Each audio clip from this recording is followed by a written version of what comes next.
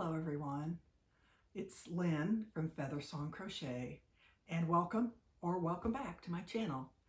Today we're going to be blocking a square. I'm going to show you my method how I do it. I think it's fairly easy. So we're going to be doing that today.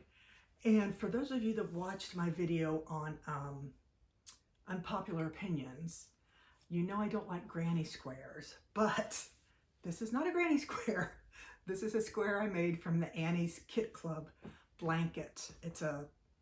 Every month they send you 2 or 3 different kind of stitches to try and different kind of yarns. And so here's what mine's going to look like when I'm done. Hopefully by the end of this video, you'll be able to see my completed blanket.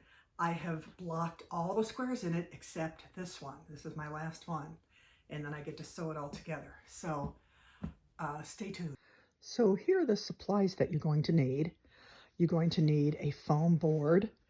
I got a package of these, 4 in a pack from Walmart, and it was about $14, $13.99, something like that. Now you can get those nice fancy wooden ones, but these to me work just as well. So you need a foam board. You need some T-pins.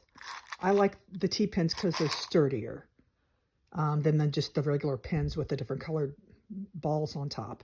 So I use T-pins. And then you're going to need a tape measure. Here's my tape measure that I use because the square has to be 9.5 inches all the way around. And then you need a bottle of hot water because you're going to spray your square. And the moist heat, as it helps your muscles, the moist heat also helps acrylic material to loosen. And once you have in that position, get it nice and good and wet. And I will show you that in just a minute how it's done. Okay, here we are.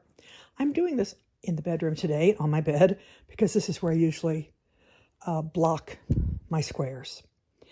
It's just more room and I don't have a blank table at the current time anywhere. So anyway, let's see how this is currently 8.5, I think, each way. So yeah, so we're going to have to stretch it. So grab a pin. Here's all my little T-pins I was telling you about. They're really handy. And I'm going to get this in a corner. Let's see if that measures correctly. Okay, let's take a measurement along the bottom.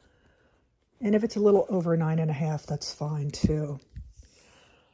But, you know, I really enjoyed doing that, doing the Annie's kit, because I learned several different stitches that I probably would not have taken upon myself to learn. And as you saw in the picture, the one I'm doing is grays and whites. And I thought, I just wanted something neutral.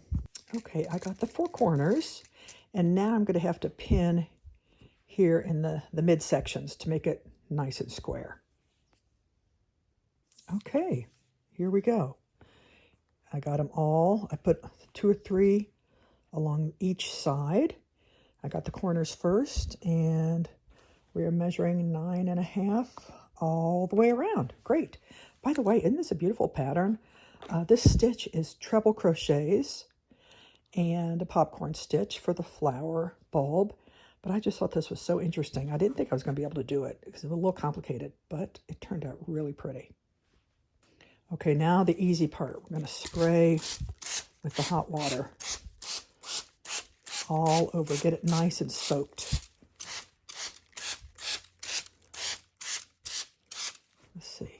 A little bit more. Now, some people dunk their whole square in like a bowl of water. To me, that seems a little overkill. And then some people use a steamer, but I don't have a steamer, and I didn't want to buy a steamer just for this because I wouldn't really use it for anything else. So anyway, it's good and soaked, and I'm going to let that sit overnight. It's mid-late afternoon here. So I'm going to let that sit overnight and hopefully be able to put my blanket together tomorrow. See you then. Okay. Oh, it's dry. So let's undo it, and we'll see what happens.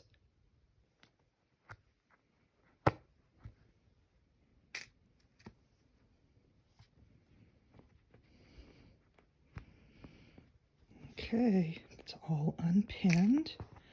Looks nice. Stayed in shape. Beautiful.